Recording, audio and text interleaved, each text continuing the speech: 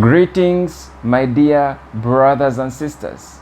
I have a powerful word of encouragement for you.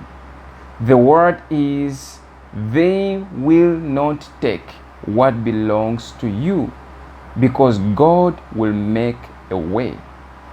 The creditor will not take your property. The bank will not take your property. Oh yes, people will not take what belongs to you. Not even a thief will be able to steal your belongings, because God is making a way in your life.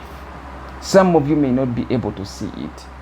Some of you may not have comprehended it. But there is a way that God has made up for you. Scripture says that Jesus is the way, the truth, and life.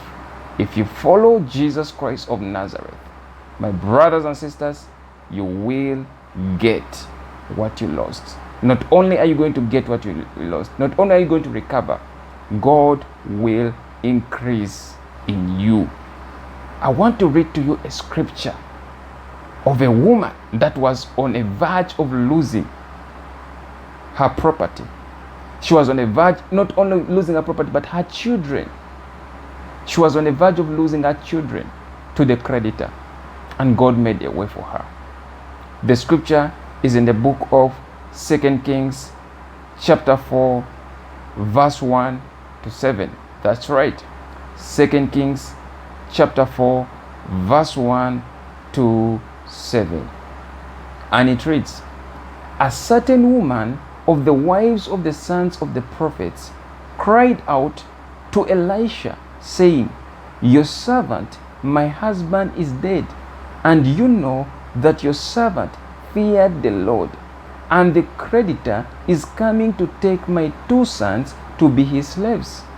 So Elisha said to her, what shall I do for you? Tell me, what do you have in the house? And she said, your maidservant has nothing in the house but a jar of oil.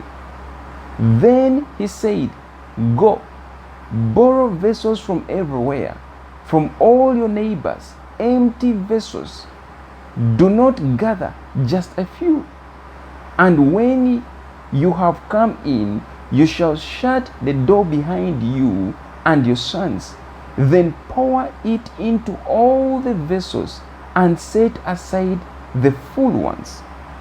So she went from him and shut the door behind her and her sons, who brought the vessels to her, and she poured it out. Now it came to pass, when the vessels were full, that she said to her son, bring me another vessel. And he said to her, there is not another vessel. So the oil ceased. Then she came and told the man of God, and he said, go, sell the oil and pay your debt, and you and your sons live on the rest. What a powerful word.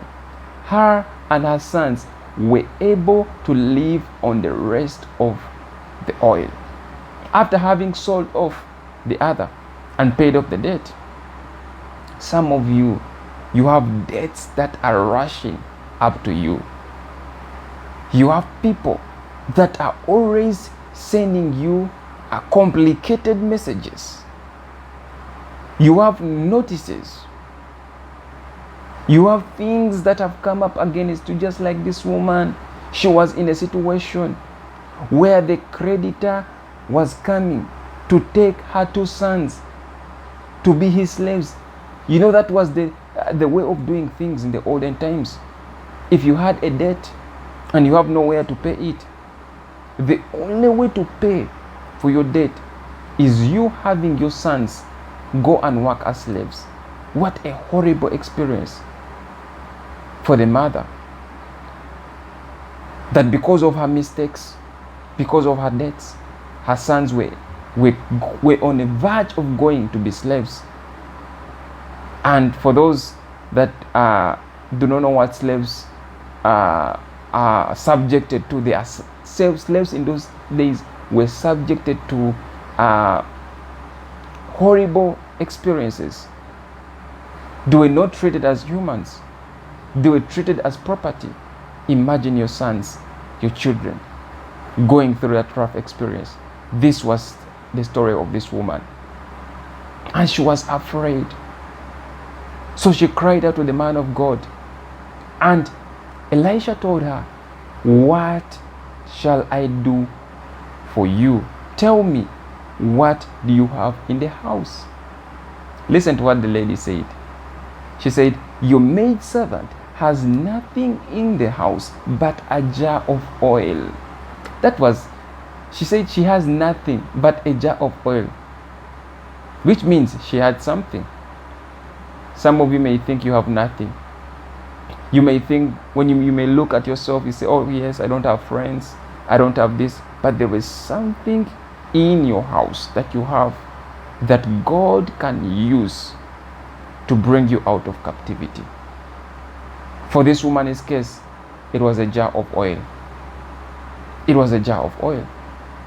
And she used that jar of oil to multiply. You know, God works on the principle of multiplication. Look at Jesus, where the fish and loaves of bread were multiplied. He used what the people had. So what do you have in your house? What is it that you have in your house that when you stand on it, God can use it to bring something, to multiply it? Some of you have a plot of land that when you pray and believe in God, God can bless you. Some of you, it's money. Some of you, it is something as small as something that you were holding on to that God can use. It could be a small business that is making small money, but God can use it and He can multiply it. God can do the impossible. My brothers and sisters, the fact of the story is that the woman was able to save her 2 sons because God made a way for her. I want to encourage you that God is going to make a way for you. That no matter what you're going through, no one will take what belongs to you. It is the end of this message.